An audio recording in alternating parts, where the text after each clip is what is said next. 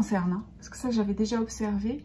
Mais là, cette fois-ci, j'ai vraiment peu dormi depuis le départ.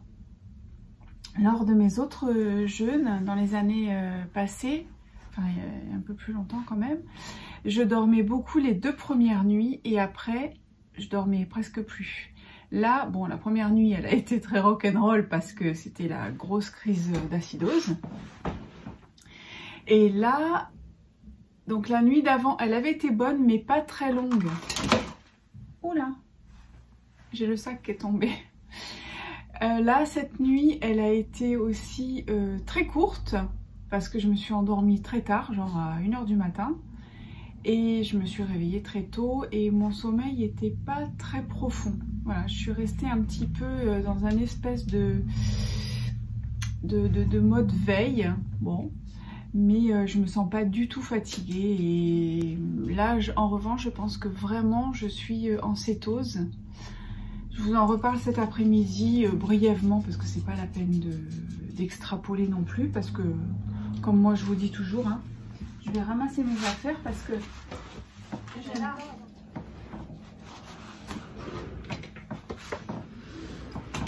Donc je vous referai un petit point concernant l'état. Oh là, je suis encore coiffée à 2 balles. Concernant l'état de cétose. En ce qui me concerne aujourd'hui, ça va être tricotage. Moi je profite. Je profite, hein, je me régale. Bon, après je fais beaucoup de montage, mais là aussi c'est ça que je voulais vous dire. Je suis super contente parce que, alors là, extraordinaire, hier soir j'ai commencé à pouvoir lire. Alors là j'étais multitâche hier soir. Ça c'est pas génial quand même, hein. Mais je lisais sur le téléphone, je tricotais et en même temps il y avait une série, parce que je suis tombée dans une série au début de la semaine dernière, je crois bien. Alors la série qui s'appelle Élite sur Netflix. Au début je pensais que c'était un truc de gosse, de machin, là, genre un peu dans les campus, nana. Et en fait ça tient pas mal en haleine parce que il y a des trucs, c'est assez sympa. En définitive c'est assez sympa. Moi voilà, ça me déplaît pas. Alors j'étais en train de tricoter, en train de lire sur le portable. Donc là je me suis dit mais bon sang, mais c'est vrai, il y en a plein qui lisent en tricotant. Moi je disais mais c'est pas possible, j'y arriverai jamais. Donc là je suis super contente. Et mince, je voulais vous dire un truc. Bon, ça m'échappait. Alors là, on avance hein, quand même. Hein. On avance, hein. Moi j'adore parce que alors c'est vraiment la surprise. Hein. Vous savez, ça me fait vraiment penser à... Ça, je vous ai toujours pas filmé ça, mais je vais le faire. Mais bon, vous pouvez trouver sur internet, hein, bien sûr. Hein. C'est quand on fait des fonds, vous savez, je vous parlais de faire des fonds. Je me prépare d'ailleurs une journée pour ça, pour faire mes petites cartes de Noël. Et quand on fait des fonds à la gel presse, on ne sait vraiment pas à quoi on va s'attendre et on ne pourra jamais refaire 2 fois les mêmes choses. Alors ça, c'est un concept que j'apprécie de plus en plus. Laisser libre cours à la créativité, parce que c'est ça. Et puis aussi à ce que ça va donner sans pour autant, ben voilà, si c'est pas comme tu veux à la base. Et au fur et à mesure, on arrive à commencer les choses sans avoir une idée précise de ce qu'on va faire. Je ne sais pas si je me fais bien comprendre, mais quand j'étais beaucoup plus jeune, par exemple, je savais exactement, par exemple, un dessin, je voulais comme ci, comme ça, nani, nana. Donc effectivement, à chaque fois, je suis déçue parce que vu que déjà, je ne sais pas dessiner, donc forcément, tu arrives dans ton truc là, puis tu dis, putain, vraiment, mais t'es nul. En fait, je suis pas nulle. C'est juste que j'ai pas forcément la capacité de quelqu'un qui sait dessiner. Ça, c'est indéniable. En revanche, si je pars avec l'idée de faire quelque chose qui va être comme ça va être, eh bien là, il y a peu de chances d'être déçue parce que forcément, je peux être que surprise du résultat. Et ça veut dire que c'est important aussi d'avoir un regard déjà toujours nouveau sur chaque situation, parce qu'en finalité, chaque situation que l'on vit, on la vit qu'une fois. Alors, on pourra refaire les choses plein de fois, ce sera jamais pareil. D'où l'importance d'avoir toujours un regard nouveau sur les choses. Attention, hein, moi c'est pas forcément, c'est pas facile non plus pour moi, hein, mais je travaille beaucoup là-dessus, j'ai beaucoup travaillé là-dessus, et je dois dire qu'au fur et à mesure, je prends de plus en plus de plaisir à aller vers l'inconnu. Donc, pour les fonds, et là ça a été vraiment très net avec les fonds à la gel press, parce que les fonds à la gel press, moi ça fait pas très longtemps que je fais ça. Et je dois dire que ça, au niveau de mon développement personnel, ça m'aide à aller vers, à ne rien attendre, voilà. À me dire que de toute façon, ce qui va sortir, ça va être beau, ça va être joli, ça va me plaire, plus ou moins, mais ça va me plaire quand même, il y aura une base. Et avec le tricot, là, ce que je suis en train de faire cette fois, et en plus, pendant cette période de jeûne où on est quand même en période de retraite intérieure, de calme intérieur, là je vous dis pas, là c'est le calme, j'entends beaucoup, d'ailleurs j'entends beaucoup les battements de mon cœur. Et ça, à chaque fois, ça me le fait. Quand je suis en jeûne comme ça, j'entends tout, on entend tout là, à l'intérieur. C'est très spécial, c'est à vivre. Donc là, pour mon fameux junk pull, eh bien, je suis super contente parce qu'en plus, ça va être déjà un très bon souvenir pour moi de cette période de jeûne. Et voilà, bah, faut que j'arrête de blablater là. C'est vraiment chouette, hein, sans se poser de questions. En revanche, là où je me pose des questions, c'est pour les manches. J'essaye, hein, je me dis, bah, mais laisse glisser, laisse couler, ça va venir quand ça va venir. Et ce sera bien, n'importe comment, ce sera bien parce que je suis vraiment dans cette dynamique d'avoir quelque chose qui sort du cadre. Voilà. C'est vrai que ces quelques années avec beaucoup de réseaux sociaux, ça a été très porteur pour moi parce que j'ai beaucoup appris. On apprend beaucoup, hein, franchement, on apprend beaucoup. Mais en même temps, là, j'ai tendance vraiment à sortir complètement de ça, à sortir du cadre pour me réapproprier mes propres envies et mes propres projets. Donc ça, franchement, pour moi, c'est magique. Voilà. C'est magique, c'est merveilleux. Franchement, ça me donne des petites étoiles dans les yeux. Voilà. Donc là, bah, je suis trop contente. Alors aujourd'hui, je porte je crois que c'est College Day Sweater c'est un modèle gratuit de Drops que j'avais en fait complètement personnalisé parce que c'était aussi pareil avec des chutes. Et ça, je crois que c'est de la Air d'ailleurs, jeans. Ça, c'est la Air bleu ciel que j'avais qui me restait là. Ça, en revanche, c'est une Flora en double. Parce que j'aimais beaucoup le coloris. Et puis, j'avais voulu faire des petits points texturés qui me plaisaient beaucoup à ce moment-là. Je me rappelle plus ce que c'est d'ailleurs. Et puis voilà. Donc là, déjà, je commençais déjà à sortir un peu du cadre. Bon, alors moi, ma mission de ce matin, j'ai deux objectifs, enfin surtout un, parce qu'un autre, c'est pas très intéressant. C'est d'aller, donc là, je vais aller chez mon boucher. Pourquoi? Parce que j'ai bien réfléchi aussi hier, j'ai pris un temps de réflexion quant à ma sortie de jeûne. La sortie de jeûne, pour moi, c'est pas que pour moi d'ailleurs, c'est comme ça, c'est le plus important. Il faut surtout pas rater sa sortie de jeûne et surtout la semaine qui va suivre parce qu'il faut que ce soit vraiment progressif. Sinon, c'est là qu'on peut dérailler et qu'il peut y avoir après des mauvais comportements alimentaires, surtout pour les personnes qui ont tendance à cela. J'en ai fait l'expérience il y a quelques années parce qu'au début que je jeûnais et au début de ma pratique, on nous disait que quand on sort du jeûne, il fallait manger des fruits, il fallait essayer de là. Que nenni. Alors là, ça c'est faute et archi faute.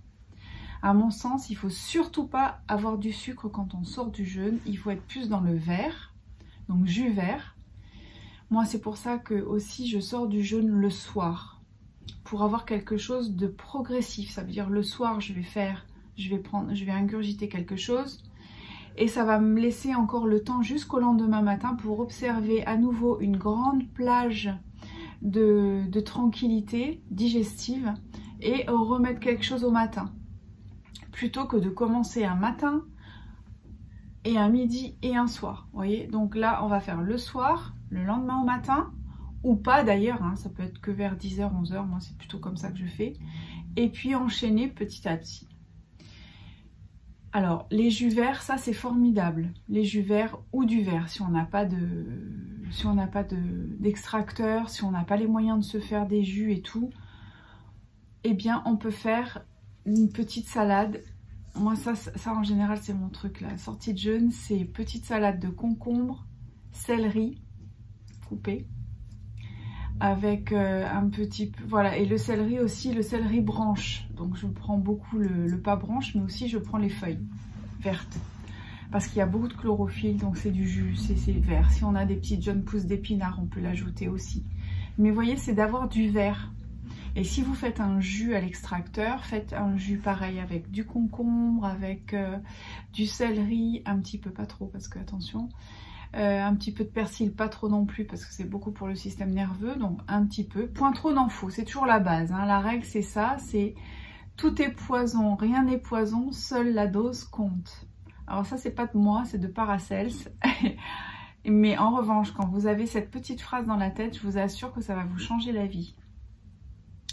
Donc un jus, vous faites votre jus avec ce que je viens de vous dire, les jeunes pousses d'épinards, voilà, vous mettez plutôt du vert, une petite, par exemple un quart de pomme granny, la pomme verte, pour avoir un petit goût un peu sweetie quoi, et puis un petit peu de citron par exemple.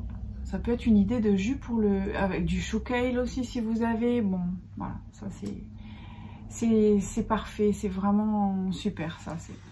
Bon moi là a priori je ne pourrais pas avoir de jus parce que j'ai pas envie de le faire.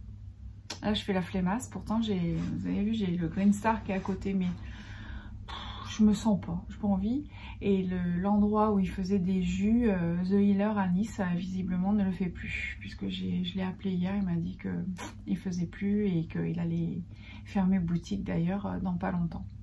Donc ça c'est déception profonde. En revanche pour les jus à l'extracteur à Nice, eh ben, on n'est pas bien lotis du tout parce qu'il n'y a pas grand chose. Alors c'est pas grave, ça m'a justement, cela m'a emmené sur une autre réflexion, à savoir, ça aussi je vous en ai jamais parlé mais je vais vous en parler parce que c'est extrêmement intéressant et c'est vraiment un remède miracle à mon sens. C'est donc le jus d'os et le bouillon d'os. Alors évidemment, pour les personnes qui ne veulent plus manger de viande, etc., vous pouvez éventuellement vous replier sur des compléments alimentaires, mais ça n'aura jamais l'effet que peut avoir le bouillon d'os. Donc le jus d'os ou le jus de viande, c'est un mijotage qui va être de l'ordre de 2 à 4 heures. En revanche, le bouillon d'os, c'est entre 12 et 36 heures de mijotage. Il faut récupérer donc des os, ça peut être des os de poulet, de bœuf, d'agneau aussi, et on évitera de garder la viande, alors que pour le jus de viande, on garde aussi un peu la viande et os. Et là, le bouillon d'os, c'est un remède vraiment miracle. D'ailleurs, si vous pourrez regarder, faire votre enquête, hein, parce que moi, je vais vous en parler comme ça brièvement, mais je ne vais pas rentrer dans les détails plus que ça. Vous pourrez lire les ouvrages, en fait. C'est surtout Natasha Campbell, le docteur Natasha Campbell, qui est un médecin connu et reconnu, et qui a elle-même réétudié et relancé le bouillon d'os. Ça date pas d'aujourd'hui, hein, ça date d'il y a longtemps. Donc, vous pourrez lire cela. Si cela vous intéresse, alors c'est très bon, le bouillon d'os c'est très bon parce que c'est riche en collagène, en kératine, d'où l'intérêt de faire mijoter très très longtemps parce qu'en fait les os vont se ramollir et on va bénéficier de tout ça. de ces minéraux, et puis surtout de ce collagène, de cette kératine et tout un tas d'autres choses qui sont vraiment très très importantes pour l'intestin. Là, on parle de l'intestin, là on est vraiment pour l'intestin, mais pas que, ça peut être pour les fanères aussi, ça fonctionne très bien, donc au niveau des cheveux, des ongles, ça renforce tout ça. Donc moi j'ai déjà fait une cure comme ça il y a 4 ans, quand je suis arrivée sur Nice d'ailleurs. J'avais fait 2 fois. Alors en plus, ce qui est très pratique, c'est que vous pouvez le préparer en grosse quantité. Il faut le préparer en grosse quantité d'abord. Et vous le mettez dans des bocaux que vous allez pouvoir conserver au réfrigérateur. Ou au réfrigérateur, ça suffit. Et vous allez voir qu'il y a 2 couches. Il y a la couche de gras et la couche en dessous. La couche en dessous, c'est le collagène. C'est ça. C'est ça, c'est... Mais pour vraiment une personne qui a un gros souci cœliaque ou chose comme ça, il faut prendre le tout. Il faut prendre aussi la graisse. Et on n'en prend pas beaucoup par jour. Hein. En général, c'est un verre, un bol avant chaque repas, par exemple. Donc c'est très puissant comme remède. Et c'est vrai qu'il ne faut pas en prendre trop. Alors moi, je vais justement me mettre en quête, je vais aller chercher ou au moins commander mes os parce qu'il faut à peu près 2 à 3 kilos d'os. Même avec les os à moelle, hein, c'est parfait. Et comme ça, je vais envisager de faire mon mijotage. Si jamais je peux récupérer tout ça aujourd'hui, c'est parfait. Et comme ça, je commencerai mon mijotage aujourd'hui. Le seul truc, c'est que ça va vraiment... Alors, ça dégage beaucoup d'odeur. On aime ou on n'aime pas. Moi, j'adore ça, personnellement. C'est un peu comme le pot-au-feu, finalement. Vous pouvez aussi l'agrémenter avec des herbes, avec des légumes, avec tout ça. Moi, en général, c'est pas ce que je fais. Je le fais vraiment pur et dur avec que les os.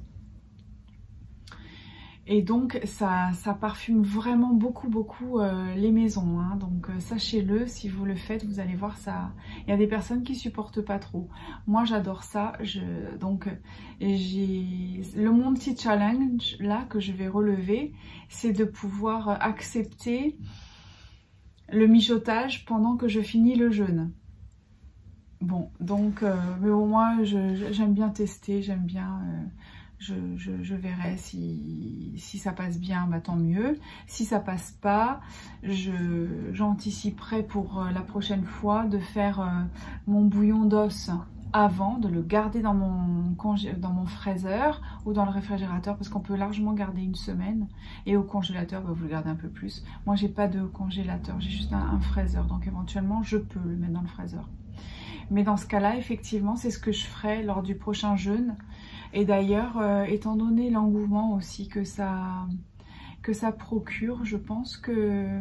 Parce que j'ai vraiment de très bons retours. Et entre autres, il y a pas mal de gens qui voudraient peut-être faire du jeûne, mais qui osent pas trop, qui savent pas trop. Donc, moi, mon expérience de cette fois, elle est extraordinaire, elle est exceptionnelle. Ça n'a absolument rien à voir avec ce que j'ai pu connaître les fois où je l'ai fait. Pourtant, j'ai fait pendant 4 ans, 2 fois par an. Donc, c'est quand même pas rien. Mais là, ça a une autre dimension. Je suis vraiment dans un cocon, je me sens dans un cocon. Et je regrette pas du tout d'avoir fait comme ça. Je suis ravie. Donc, ça veut dire que j'envisage déjà... de refaire 1 semaine probablement fin janvier ou février, parce qu'en général c'est ça, c'est le moment où ça me parle, donc je le fais. Donc si vous avez envie, si ça vous dit, on peut tout à fait organiser, toujours sur YouTube, parce que alors là je ferai pas un suivi au jour parce que ça va pas, enfin je sais pas en fait, un daily vlog à nouveau. On pourrait faire à nouveau la même chose, sachant que si vous, ça vous intéresse et que ça peut vous motiver, que ça peut vous donner la niaque, hein, moi, il n'y a pas de souci, je peux le faire.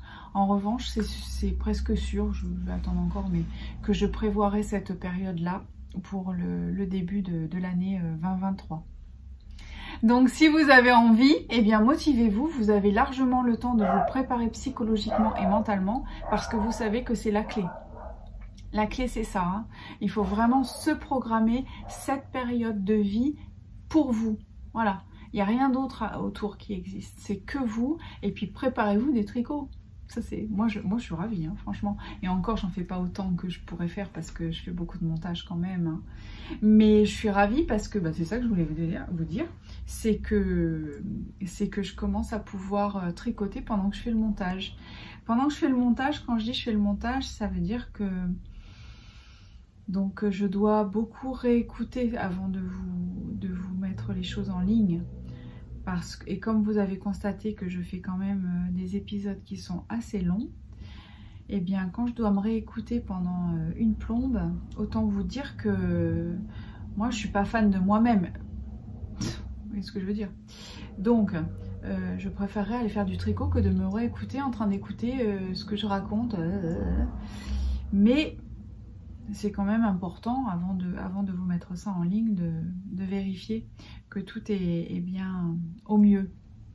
Et bien voilà, je suis très très contente et je regrette pas de ne pas avoir lâché cette partie montage qui en finalité débouche sur du YouTube, parce que pour moi vous êtes fort important dans ma vie. Et là je vais pouvoir petit à petit, je sens, donc j'ai bien fait de ne rien lâcher, parce que si j'arrive à faire mes montages en même temps que je fais du tricot, alors là, autant vous dire que là c'est jackpot, hein, pour moi. Là c'est le comble du bonheur. Franchement. Voilà, alors pendant ce matin, bon je vais arrêter de parler, là je vais aller faire ce que je dois faire. Mais j'ai le cerveau là qui marche à 4000. Là, je suis à 4000. En revanche, quand je me déplace et tout ça, je reste quand même assez tranquille. Je suis même pas descendue à la mer en fait, hein, depuis cette semaine.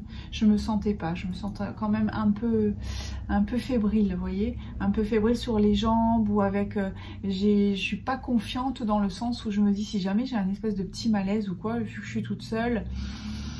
Bof. Aujourd'hui, c'est un peu mieux. Mais je vais voir quand je vais sortir à l'air. Là, je suis déjà sortie ce matin avec la petite louloute. Mais là, je vais faire un petit peu plus de chemin.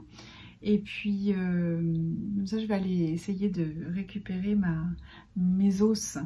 Et puis, cet après-midi, je vous reprends quelques minutes pour vous faire part de la suite de la lecture. Et puis, si jamais j'ai récupéré mes os. Allez, j'y vais. Voilà, et bien c'est super, je suis très contente parce que j'ai trouvé mes os. Donc là, ça y est, j'ai lancé le mijotage. Je fais un premier bouillon. Comme ça, je vais écumer déjà tout ce qui est, vous savez, ça fait un genre de mousse là. Donc moi, ça, je vais l'écumer. Et puis de cette façon, après, ça va mijoter tranquillement. Ça va mijoter aujourd'hui. Ça mijotera demain tout le jour et samedi aussi. Donc déjà, voilà, j'aurai mes 36 heures, ce qui fait que pour dimanche, ce sera perfecto. Donc moi, je suis ravie, la journée commence à merveille. En plus, je me réjouis parce que le bouillon d'os, moi j'adore ça. Je trouve que c'est hyper bon. C'est comme du pot-au-feu, hein, pour les gens qui aiment. Et voilà, moi je vais préparer ma petite sortie de jeûne tranquillement. Mais bon, c'est dimanche, hein, j'ai encore le temps. Je suis à la moitié là en fait. Hein. Mais ça va tellement vite que... Alors, je vais baisser un peu là. Ça va tellement vite. Moi, j'ai pas l'impression de voir trop le temps passer. Et en même temps, je profite vraiment pleinement de ce temps-là. C'est très... Il y a vraiment une cohabitation de sentiments à la fois... d'être content de sortir du jeûne, mais aussi on a envie de rester dans cet état-là. Donc ça aussi, c'est encore une autre étape. Mais là, vraiment, je me sens bien dans mon truc, là. C'est bien, c'est chouette. Allez, à tout à l'heure pour la lecture. Nous sommes l'après-midi, il est 15h27. Tout se passe bien. Moi, je me suis fait 2 heures de sieste, là. Comme quoi, vous voyez, c'est pour ça que c'est bien de pouvoir avoir le temps dont on dispose. Parce qu'à tout moment, si vous sentez que vous avez envie de vous coucher, vous relaxer, vous détendre et dormir, et bien c'est ça l'intérêt, parce que le corps quand il dort, vous savez bien hein, que c'est aussi à ce moment-là qu'il se régénère, comme pour les bébés, parce qu'on le dit pour les bébés, on leur dit allez dehors, parce que comme ça pendant ce temps-là tu vas grandir. Mais oui,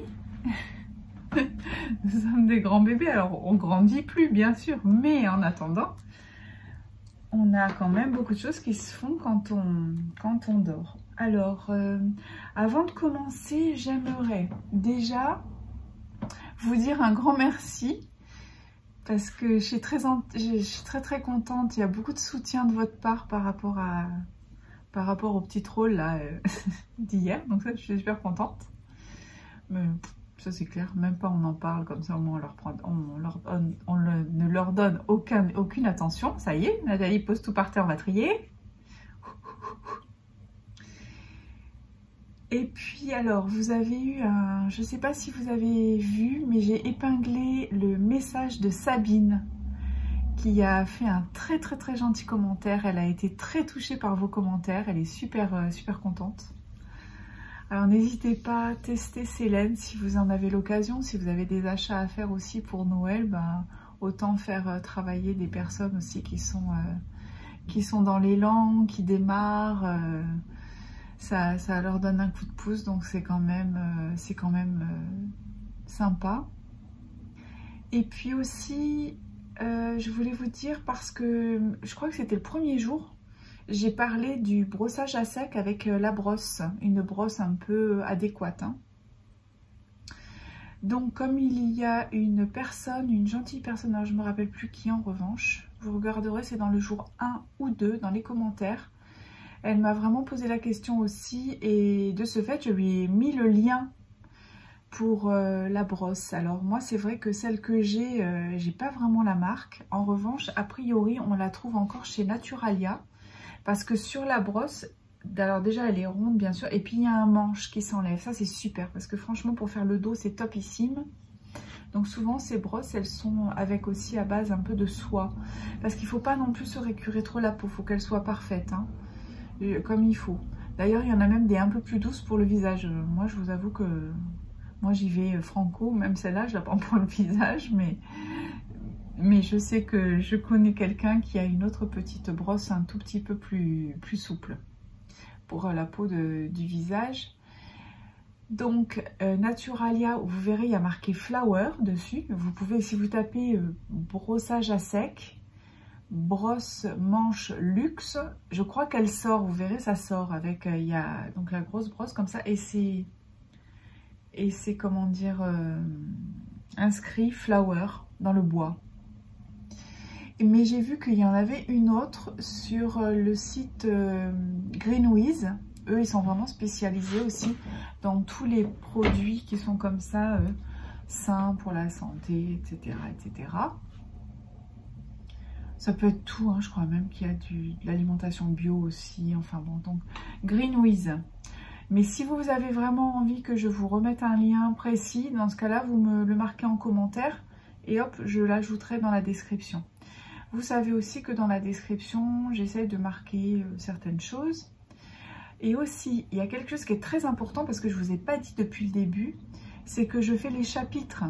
Hein, pour justement que vous n'ayez pas certains à vous cogner la partie naturo jeune si vous n'en avez pas envie. Donc c'est pour ça aussi que j'essaye de vraiment bien séquencer avec la partie naturo, la partie jeune et la partie tricot. Donc ça c'est dans le chapitrage, mais de toute façon même si vous n'allez pas en description, vous voyez dans la barre, vous voyez la petite barre rouge là en bas de l'écran, et hop c'est séquencé. Ben, c'est ça le chapitrage. Voilà, ça c'était pour les deux petites mises au point. Alors, hier soir, j'ai posté l'épisode un peu tard. C'est pas de mon fait, c'est que je sais pas pourquoi, mais il y avait ça bloquait sur YouTube. Donc, j'étais là, je pignais, je pestais. Hein. Mais bon, c'était quand même pour aux environs de 20 h. J'aime bien que ce soit maximum 20 h parce que, en principe, j'aime bien que ce soit entre 18 et 20 h. Mais là, ce soir, je suis pas sûre que ce soit avant 20 h. Voilà. Vu que j'ai pas pu tricoter dans la journée, je vais tricoter maintenant jusqu'au soir. Voilà ça. Ensuite, donc, il n'y aura pas vraiment de chapitrage aujourd'hui parce que... Enfin, ah ben si, il y aura du chapitrage. Je vous dis pas, j'ai donc rempli ma mission ce matin. J'ai récupéré mes os parce que je suis allée chez mon boucher. Et puis en plus que je connais depuis, je crois, pas loin de 30 ans. Il m'a connue, j'étais gamine. Donc je suis allée le voir, je lui ai dit, chef, il me faudrait 3 kilos d'os. Alors il me dit, mais qu'est-ce que tu vas faire avec ça? Je dis, oui, je suis en jeûne et donc je voudrais sortir de mon jeûne avec un bouillon d'os, patin couffin. Il m'a dit, mais t'avais pas fait ça il y a quelques années déjà? Je dis, bah si chef, c'est ça, je refais. Sauf que là, je le refais en sortant de jeûne. Il y a 4 ans, je n'avais pas fait avec un jeûne. En accompagnement, je l'avais fait au quotidien. Alors, il m'a gâté. Hein. Oh là là, il m'a mis des os magnifiques avec beaucoup de cartilage, avec beaucoup d'os à moelle, etc. Et bon, évidemment, moi, je n'ai pas pu résister. Hein. Je me suis empressée de mettre tout ça à la cuisson.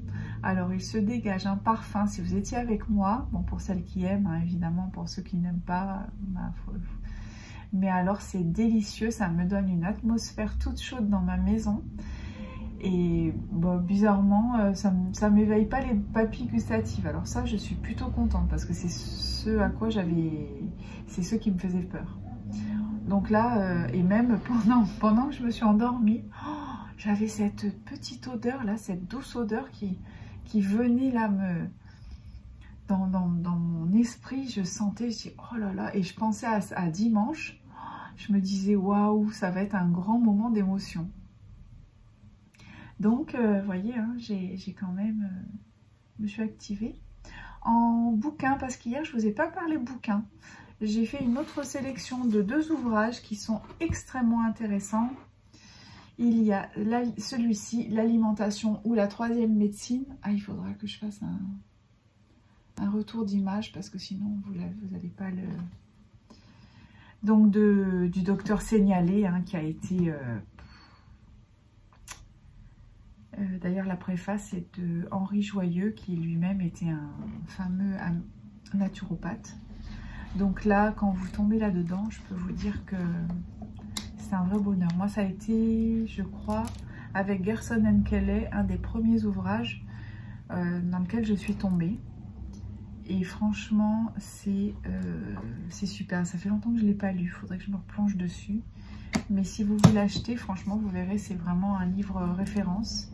Il y a pour cuire, comment cuire les aliments. Il y a plein de choses quand même. Je vous laisse, je pourrais vous lire la jaquette, mais notre façon de manger influence notre santé dans un bon ou dans un mauvais sens. Si chacun est d'accord sur ce point, 2 questions restent posées. De quelle manière une alimentation mal conçue conduit-elle à certaines maladies? Quelle est la diététique idéale? L'auteur propose une réponse à ces 2 questions en s'appuyant sur les découvertes récentes réalisées dans les diverses branches de la médecine et de la biologie. Il montre comment l'alimentation moderne exerce ses effets néfastes en conjonction avec d'autres facteurs génétiques et environnementaux. Les multiples étapes qui mènent de l'état normal à l'état pathologique apparaissant clairement. Je vous laisse, voilà, si vous avez envie de lire au moins la jaquette, vous pouvez, donc ça, du docteur Jean Seignalé. Et je vais aller chercher mes lunettes parce que je serai mon ridicule. Et comme ça, je me suis ramenée, là, je me suis fait un thé, j'avais envie, là. Un thé à la rose, j'adore ça, c'est ma folie. Tant pis. On peut bien faire un petit extra quand même. Hein. 2e ouvrage que j'ai sélectionné qui est absolument intéressant. Alors tout ça, ce sont des ouvrages que vous n'allez pas lire d'un coup, hein, bien sûr. Hein. Ce sont vraiment des ouvrages où il faut prendre un petit morceau par petit morceau. Il faut... voilà, hein, ce sont des choses quand même... ça, je crois même que je dise pas de bêtises. Je sais pas si j'avais pas réussi à l'avoir d'occasion. Bref, je ne sais plus. Alimentation et diététique dans la vie moderne, par le docteur Georges Guière. Voilà. Super intéressant, pareil. Donc,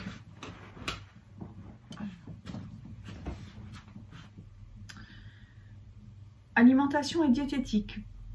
Partie des thèses diététiques variées et souvent contradictoires, et conscient du fait que des personnes non averties pourraient être choquées par cet état de choses, le docteur Guière a tenté d'en dégager les lignes essentielles et d'en extraire ce qu'elles contenaient de vérité en vue d'un rapprochement des diverses tendances. Ce travail débute par une analyse approfondie avec tableau à l'appui de tous les aliments de la ration. Après quoi sont traités des problèmes diététiques divers tels que la chimie alimentaire, le jeûne et la suralimentation, les combinaisons alimentaires, entre autres. Vient ensuite un long chapitre sur la diététique en pathologie, en fait dans 22 groupes de maladies, de la carie dentaire au cancer. Dans le chapitre suivant sont énumérés les divers arguments en faveur d'un mode d'alimentation particulier. Puis, l'auteur définit ce que doit être le régime sain selon l'âge ou l'état physiologique, selon les facteurs ethniques, les tempéraments, l'exercice musculaire, le climat et l'altitude, le mode de vie ou l'hérédité. Et l'ouvrage se termine par des conclusions résumées en 15 points dans lesquels l'auteur préconise pour l'homme sain, avant même que ne survienne la maladie, un régime alimentaire sain, équilibré, sans sectarisme, mais aussi sans suralimentation, qui ne soit corrigé par un jeûne partiel ou total. Il rappelle que le régime doit être adapté à chaque cas, chaque situation, individualisé en fonction du sujet et de la valeur de ses organes d'élimination. S'inspirant d'Hippocrate, l'auteur affirme que le médecin doit chercher non à abattre la maladie comme on le fait d'un ennemi, mais à soulager les organes fatigués depuis longtemps par une vie surmenante. Car, poursuit-il, ne pas oublier que la diététique n'est qu'un des piliers de la santé. Elle n'est rien sans l'hygiène générale et sans un brin de philosophie.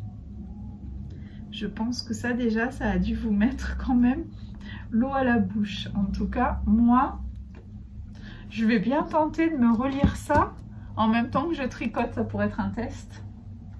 Mais à vrai dire, sur la liseuse, je ne sais pas s'il existe. Je pense pas qu'il existe en format numérique. Parce que c'est vrai que de lire sur le téléphone, c'est pas mal. Hein. Mais je vais essayer de lire.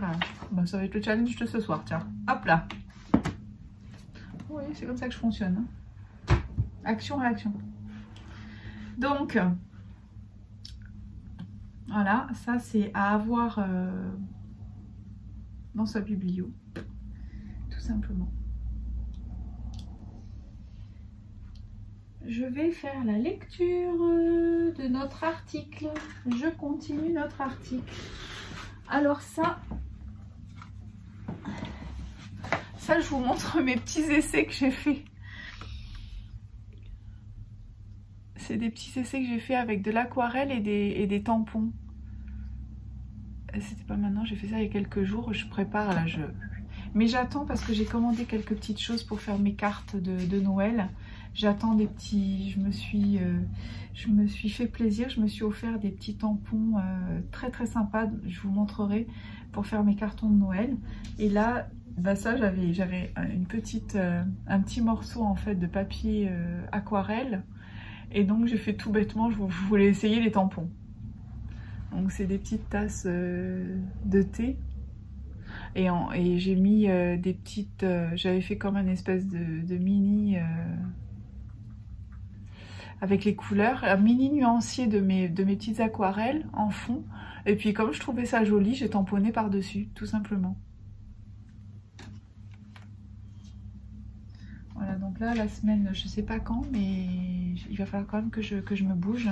Quand je vais dégainer, là, dans ce cas-là, j'installe tout pour faire mes cartes de Noël, avec le stamping, avec tous les aquarelles, les feutres à alcool, les crayons de couleur, pour avoir tout sous la main. Vous savez que moi je fonctionne comme ça, il faut que je m'étale, il faut que j'ai toute sortie. Et là en revanche, vu que j'ai pas beaucoup d'espace, il va falloir que j'investisse complètement ma grande table. Donc c'est pour ça qu'il faut que je sois bien cadrée. Là pour l'instant je peaufine ce que je veux faire de mes cartes. Lorsque je vais être installée, hop hop hop, il va falloir que ce soit quand même réglé sous 1 à 2 jours. Allez, on reprend notre article qui vous intéresse beaucoup. Donc la composante psycho-affective. Abordons à présent la composante pour laquelle j'ai reçu le plus de témoignages de la part des ergothérapeutes que j'ai interrogés, celle qui intrigue et questionne peut-être le plus. Elle se décline à plusieurs niveaux. Dans le tissage de liens d'une part et dans la valorisation et l'estime de soi d'autre part. Le tissage du lien à travers le tricot mériterait à lui seul tout un ouvrage. Illustrer de nombreux exemples rencontrés aussi bien dans le cadre professionnel que personnel.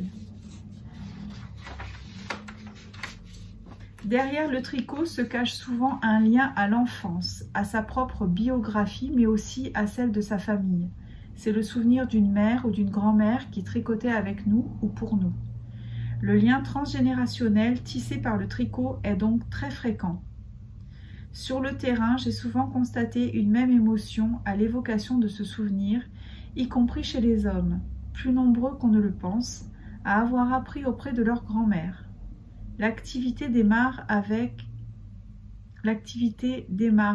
avec la motivation de revivre cette expérience d'un passé heureux ou bien l'envie d'apprendre pour créer un nouveau lien avec la figure d'attachement associée au tricot. Le lien transgénérationnel se tisse aussi avec la génération à venir. La mère qui veut apprendre à tricoter pour pouvoir offrir à son enfant une première protection corporelle douce et chaleureuse, ou tout simplement pour répéter ce qu'elle a elle-même reçu de sa mère et s'identifier à elle. Par exemple, une patiente me disait avant de commencer son ouvrage: « Je ne pourrai pas devenir une bonne mère si je ne sais pas tricoter. Je dois absolument apprendre car une mère sait forcément tricoter. » Nous voyons bien ici la force de la représentation psychique associée au tricot. Nous pouvons parler d'un lien transitionnel, rassurant qui peut se créer avant même la naissance. C'est parfois le médiateur grâce auquel la future mère va commencer à se représenter physiquement son enfant, sa taille, sa fragilité, son besoin de douceur. Un autre lien qui va se tisser dans le cadre de l'atelier thérapeutique est celui du lien au thérapeute. Compte tenu de toute la symbolique maternelle associée à cette activité, il n'est pas rare que la relation inconsciente prenne une composante maternante plus développée qu'avec d'autres supports. Il faudra bien sûr y être vigilant, mais c'est parfois une étape importante dans la rencontre et la mise en place d'un premier lien de confiance. Comme une bonne mère, au sens où l'entend Winnicott 1970, l'ergothérapeute veille à d'abord rassurer son patient dans la phase d'apprentissage, à l'accompagner et l'encourager malgré les difficultés. À cette étape, tout l'art du thérapeute consiste à dédramatiser les erreurs et éventuellement les réparer pour que le patient fasse l'expérience de la permanence du lien à travers la laine. Une maille perdue peut faire craindre une perte plus importante, un anéantissement de tout le travail fourni auparavant. Montrer au patient que cette maille perdue peut être à nouveau reliée aux autres après coup est une expérience symbolique constructive. Cette étape demande donc une grande vigilance et une attitude bienveillante qui va permettre au patient d'avancer pas à pas, maille après maille, dans son ouvrage à la fois matériel et psychique. Dans un second temps, le thérapeute devra prendre de la distance, moins intervenir sur le tricot lui-même, mais plus par la parole et le guidage pour que ce soit le patient lui-même qui devienne acteur et donc responsable de sa réalisation. En lui donnant les moyens d'être autonome techniquement, le thérapeute permet au patient de développer un sentiment de fierté. Il s'agit ici de travailler l'estime de soi, la valorisation souvent absente chez nos patients. Face à son premier ouvrage, le tricoteur est souvent saisi d'étonnement. Il va alors solliciter l'avis des autres, y compris hors de l'atelier. Cette réaction est moins fréquente avec des activités comme la peinture ou la terre. Il est également surprenant de constater l'attachement du tricoteur à son premier tricot, pourtant bien souvent émaillé de trous. L'erreur devient même une fierté, une plus-value. Il est moche, mais c'est pas grave, je l'aime bien comme ça, et puis ça montre que c'est bien moi qui l'ai fait de mes propres mains. C'est un modèle unique, personne n'aura le même. Ça, on l'entend souvent dans les podcasts chez les personnes débutantes. Entre autres, c'est Marine qui disait ça beaucoup au début. Marine de Cocon Vert, je te fais un bisou. Je sais pas, je crois pas qu'elle regarde, mais je lui fais un bisou quand même.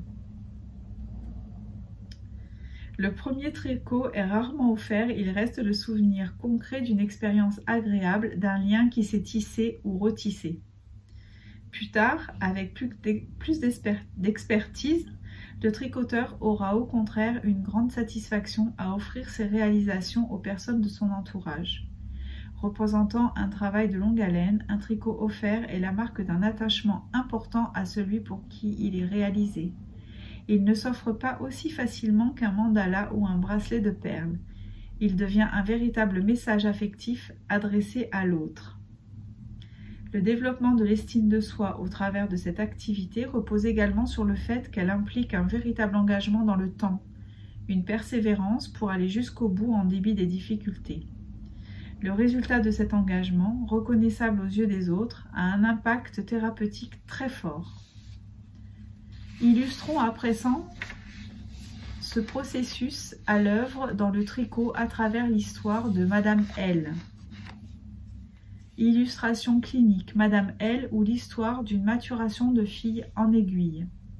Madame L est une patiente de 35 ans pour qui le diagnostic de schizophrénie dysthymique avec des traits de personnalité limite a été posé. D'origine haïtienne, elle a été adoptée et est arrivée en France à l'âge de 4 ans. La question de ses origines est une thématique récurrente dans ses propos, exacerbée dans les phases d'épisodes maniaques où elle devient délirante. Les relations avec ses parents adoptifs sont complexes. Dans un contexte passé de consommation d'alcool et de drogue chez le père et un contexte actuel de problèmes somatiques chez le père, et le début de démence chez la mère qui s'est finalement suicidée il y a 1 an. Sympa l'environnement. Madame L présente une problématique abandonnique et identitaire importante en lien avec son histoire d'adoption, mais aussi avec ses difficultés scolaires. Elle décrit s'être souvent sentie à l'écart, pas comme les autres. Madame L est mère d'un petit garçon de 2 ans qui a été placé en pouponnière peu après la naissance. Elle a très peu de contact avec lui, globalement, elle semble peu l'investir. Le père de cet enfant est atteint de schizophrénie et a des consommations importantes de toxiques et alcool, entraînant des comportements parfois violents. Pendant longtemps, Madame L a connu un parcours très chaotique au niveau social. Refus de la famille de la prendre à domicile, foyer, hôtel social, sans domicile fixe, unité de soins et réinsertion.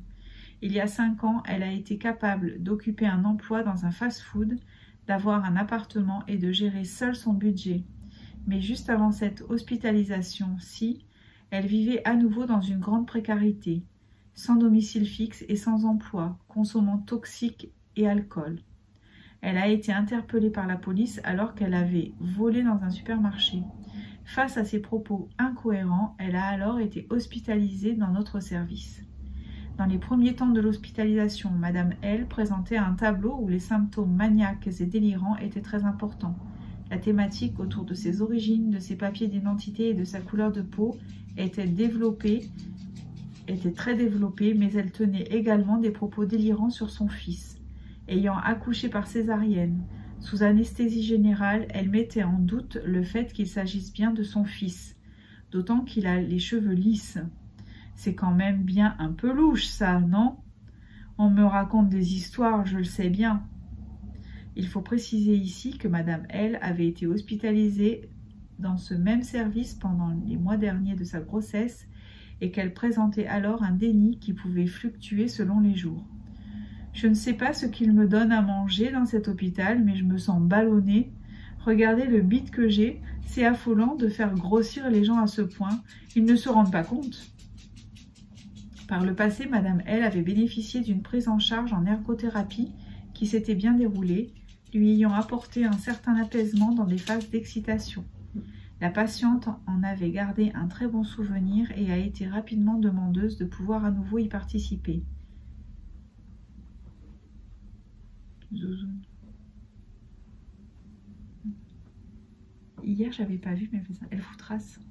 C'est la petite couverture chauffante.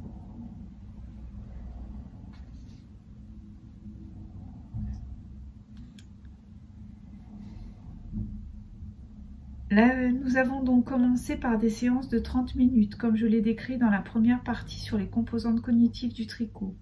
Sur les activités de coloriage et de bracelet brésilien, Madame L restait encore très dispersée, multipliant les envies, les projets, continuant à exprimer ses idées délirantes tout en travaillant de façon assez désorganisée. Un jour, attirée par le panier débordant de pelotes de laine, elle a demandé à apprendre à tricoter.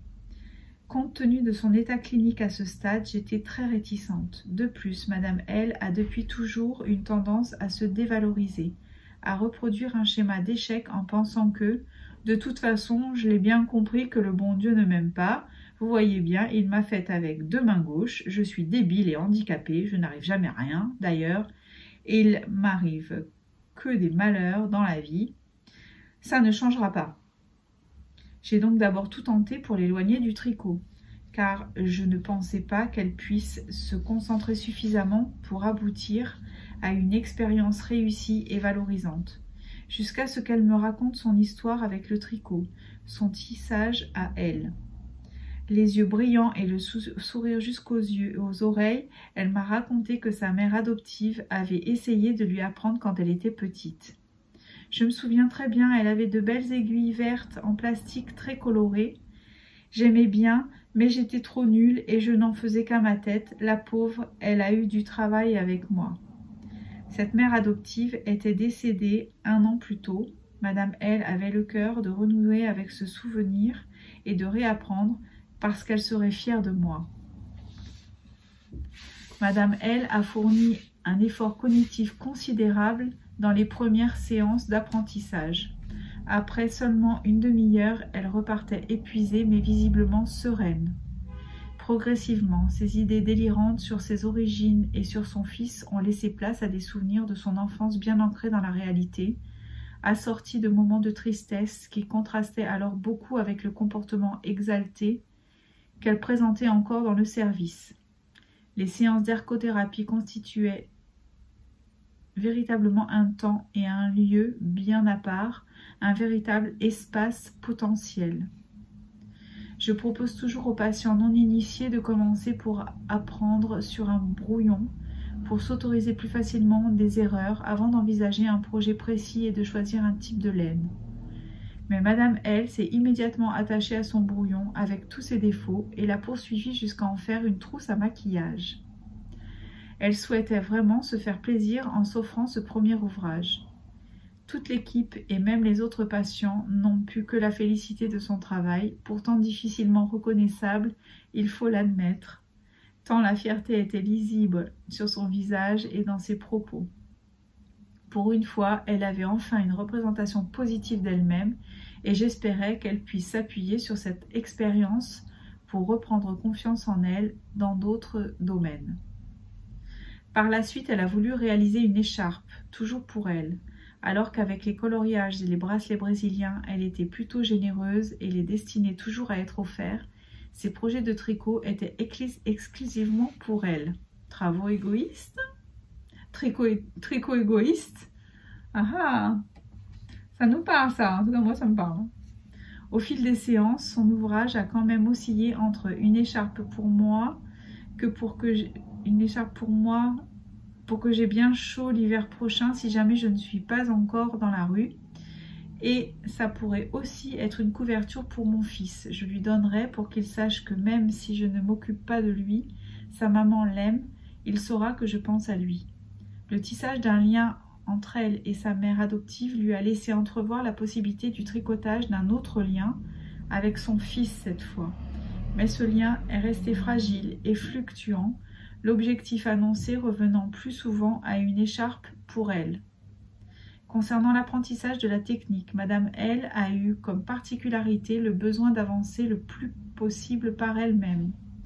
Une fois les premières bases acquises, elle tolérait très peu que j'intervienne sur son tricot. Je devais seulement soit lui expliquer verbalement, soit lui montrer, mais j'ai juste une fois et après c'est moi qui le fais.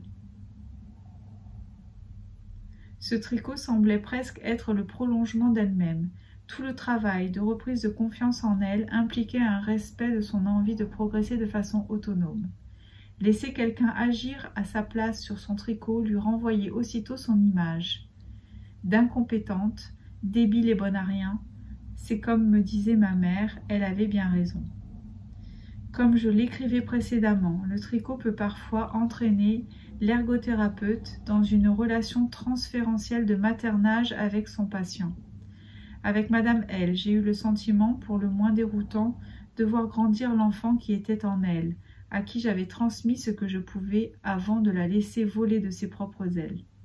Après chacune de mes absences, elle m'attendait avec impatience, tricot à la main, pour me dire « Hé, regardez ce que j'ai réussi à faire, toute seule, pendant que vous n'étiez pas là.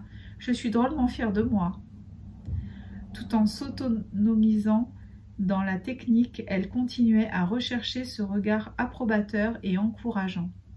Il me semble qu'à travers ma reconnaissance de son travail accompli, c'est surtout la reconnaissance de son existence à travers ses capacités, l'existence de notre lien tricoté qu'elle venait vérifier. Pour aller de l'avant, elle avait besoin que quelqu'un croie en ses capacités avant de pouvoir en prendre conscience elle-même. Concernant l'évolution de sa symptomatologie, j'ai été frappée chez cette patiente par l'impact direct de son état clinique sur son tricot. Cet état était caractérisé par de fortes fluctuations et son tricot pouvait retracer à lui seul les étapes de son hospitalisation. Elle était le baromètre de son humeur, de sa désorganisation ou au contraire de sa stabilisation. Quand la sortie a été envisagée, nous avons travaillé sur le devenir de cet ouvrage, sur la continuité possible de ce lien tricoté maille à maille depuis des mois. Madame L a alors recherché des maisons de quartier qui proposent cette activité et a demandé au médecin une permission de sortie au motif d'aller acheter ses propres aiguilles et de la laine. Madame L travaillait en effet sur des aiguilles de l'atelier, en plastique vert, comme celle de sa mère. Le transfert de son tricot sur des aiguilles en bambou permettait de préparer aussi symboliquement le transfert de l'atelier d'ergothérapie vers les maisons de quartier, vers l'extérieur de l'hôpital. La transition a malheureusement échoué, pour les aiguilles comme pour la sortie. Madame L n'arrivait pas à se familiariser avec ses aiguilles en bambou. Elle perdait de plus en plus de mailles. La sortie approchant, devant le risque d'un retour à son schéma d'échec et après un si long travail, j'ai préféré lui proposer d'échanger nos aiguilles. Elle a aussitôt été rassurée et émue de me dire « En plus, comme ça, je penserai à vous et à ma mère les prochaines fois où je tricoterai. »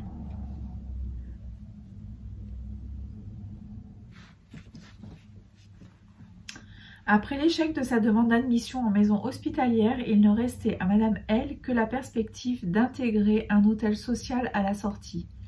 L'ensemble de l'équipe s'était donné beaucoup de mal pour trouver un projet d'hébergement plus thérapeutique, mais pour finalement aboutir à ce que la patiente pressentait depuis le début. Au cours d'une première permission, elle est retournée chez son ancien compagnon, a consommé des toxiques et n'est pas rentrée à l'hôpital. Quelques jours plus tard, elle est passée récupérer ses affaires et son tricot. Mais nous n'avons pas eu le temps de rabattre ensemble les mailles pour terminer concrètement et symboliquement cet ouvrage. Nous voyons bien à travers cet exemple la particularité qu'a eu ici le tricot de pouvoir nous faire tricoter un lien maille à maille dans un espace transitionnel rassurant, avec une patiente pourtant impulsive, marquée par un vécu abandonnique et une forte sensibilité au rejet avec des difficultés à s'inscrire dans des projets durables. Cette présentation plutôt psychodynamique ne retire rien à une possible analyse centrée sur les symptômes qui souligneraient l'impact du tricot sur les aspects thymiques, comportementaux et cognitifs de la patiente. En ce sens, le tricot peut apporter beaucoup à nos prises en charge. Dans mon service, toute l'équipe en a été témoin pour différents patients. Chacun a pu en avoir sa propre lecture et aujourd'hui, les médecins n'hésitent plus à prescrire la trichothérapie. Conclusion. En dépit des nombreux préjugés encore associés au tricot et aux craintes de ne pas réussir ou de ne pas avoir assez de patience, il semblerait que ce médiateur puisse redevenir une activité incontournable dans nos ateliers thérapeutiques, mais d'une façon nouvelle et loin des clichés de chronicité laissés par nos prédécesseurs.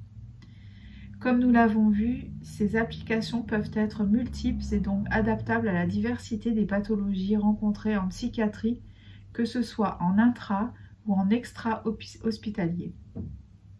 En connaître plus précisément les différentes composantes permettra, je l'espère, à chacun de mieux l'utiliser en l'ajustant à chaque situation, car comme pour beaucoup d'autres activités, il existe de nombreuses façons de mettre en pratique le tricot dans un service. Rappelons enfin qu'en ergothérapie, le processus de l'activité importe plus que son état et que le cadre thérapeutique dans lequel l'activité se déroule doit être bien pensé en amont. Ainsi, ce n'est pas le tricot à lui seul qui soigne, mais bien l'ensemble de la démarche de prise en charge dans laquelle l'utilisation de ce médiateur s'inscrit. Voilà, je vous ai tout lu. Je vous ai tout lu et je suis très contente. Voilà. C'était très chouette, j'étais contente de pouvoir relire ça avec vous. C'est quand même quelque chose, hein. C'est pour ça que quand nous on dit ça en rigolant, c'est thérapeutique, je tricote pour aller mieux, etc. Mais il faut pas rire, parce que c'est sérieux. Et c'est pour ça que les gens qui se moquent, eh ben, qui passent leur chemin. Déjà, vous pouvez leur expliquer qu'on a tous les lobes du cerveau qui fonctionnent quand on fait l'activité du tricot. Et c'est la seule activité manuelle. Hein. Vous vous rappelez ce qui a été dit, hein, c'est la seule activité manuelle qui permet de stimuler tous les lobes du cerveau. Alors franchement, ça déjà, pardon, mais bon. Pardon, monsieur Gardon. Qu'est-ce que je vais faire? Natou, qu'est-ce qu'elle va faire? Natou, elle va se remettre au tricot, elle va faire son montage parce que du coup, j'ai rien commencé depuis ce matin là pour aujourd'hui. Et comme je veux qu'il soit mis ce soir, bien sûr. Là, en revanche, alors je loupe des journées avec un ciel bleu de fou. Mais bon, je suis tellement bien là à coucouner, je vous avoue que c'est toujours pareil. Hein, dans la vie, on a des choix à faire, des priorités. Et là, pour moi, cette semaine, ma priorité, c'est moi. Mais je vous souhaite de vivre cette expérience-là. J'ai vraiment l'impression d'être dans un cocon. En plus, tout à l'heure, quand j'ai fait la sieste, je me suis mise, avec la petite, on s'est mise dans la couverture chauffante, là. C'était vraiment, là, c'est le cocon par excellence. Ça a fait beaucoup de bien. C'est très rassurant, en plus, c'est réconfortant. Voilà, donc maintenant, hop, action-réaction, Natou au boulot. On se retrouve demain pour jour 5, jeûne jour 5. Si vous avez des questions, essayez de répondre, essayez de les poser. J'ai trouvé quand même une petite technique assez sympa puisque je fais un print screen et puis et là je me suis organisée avec le pad à côté, comme ça je peux sortir la photo de la question, donc ça peut être pas mal. Et de ce fait, c'est quand même assez en interaction parce que, bon, quand il y a genre 24 heures d'attente, ça peut aller. Ah oui, mais j'avais une super question d'ailleurs. J'avais une très bonne question qui m'a été posée par Ghislaine Colafarina. Alors, Ghislaine, c'est dans les commentaires, hein, donc je ne dévoile rien du tout de... Dans les commentaires, vous pouvez relire, je ne sais plus quel jour en revanche. Ah bah c'était hier à Bon, moi je l'ai printé à 12,37, mais ça doit être par là, donc ça doit être l'épisode peut-être de la veille. Alors, bon, alors Ghislaine, toi tu préfères les témoignages que la lecture, mais bon, il faut un petit peu faire plaisir à tout le monde. Et alors elle exprime que le problème pour elle à ce jour, c'est la faim. À certains moments de la journée, bien que je n'en sois qu'au début de ma démarche. Peut-être as-tu quelques conseils et comment tu gères si cela t'arrive? Alors déjà, c'est un peu flou comme question. Parce qu'il faudrait déjà savoir exactement comment Ghislaine mange toute la journée. Qu'est-ce qu'elle mange? Quel âge elle a? Si elle fait du sport? Si là. Donc, vous voyez, poser des questions comme ça, c'est trop flou. Malheureusement, tout ce que je peux dire, c'est que lorsque on a des pulsions de faim, il faut essayer de trouver, essayer d'observer quand est-ce que ça vous arrive. Est-ce que c'est toujours au même moment? Est-ce que c'est plutôt vers 16-17 heures par exemple? Est-ce que c'est quand vous rentrez du travail? Est-ce que c'est parce que vous n'avez pas mangé suffisamment toute la journée? Je veux dire, c'est des questions que vous pouvez traiter par vous-même, ça. Donc il faut voir si c'est compulsif. Après, ce que vous pouvez vraiment essayer, c'est l'hypnose, parce que l'hypnose, ça fonctionne pas mal du tout pour tout ce qui est grignotage, etc. Vous avez d'ailleurs sur YouTube des séances d'hypnose, d'auto-hypnose. Vous mettez ça dans vos oreilles, vous mettez un petit casque là et vous mettez une séance le soir quand vous allez vous endormir, parce que c'est au moment de l'endormissement que l'hypnose, ça va hyper bien fonctionner, parce qu'en fait on est dans cet état second hein, de sophroliminal. En sophrologie on dit cet état sophroliminal, mais en hypnose c'est dans un peu dans l'état de, pas de transe, mais de conscience modifiée. On est en train de glisser vers le sommeil, donc il y a juste cette petite période là où en fait on va vraiment tout intégrer et où le travail va se faire tout seul. Donc vous pouvez faire ça, et puis après vous pouvez mais je veux dire il y a pas mal de choses qu'on peut faire, qu'on peut mettre en place, mais seulement il faut trouver la cause. Qu'est-ce qui fait ça? C'est toujours ça parce que si on essaye de traiter le symptôme, ça ne suffira pas, parce que ça reviendra. Voilà. Alors j'espère que j'ai répondu en partie. Sur ce, je vous laisse. Je vous souhaite une très bonne soirée et une douce nuit. Là, moi aussi, là, il y a la lumière qui est en train de descendre. J'ai bien fait d'enregistrer maintenant. Il est 16h, 16h13. Et puis, je vous souhaite donc une douce nuit. Tricotez, créez et partagez. À demain.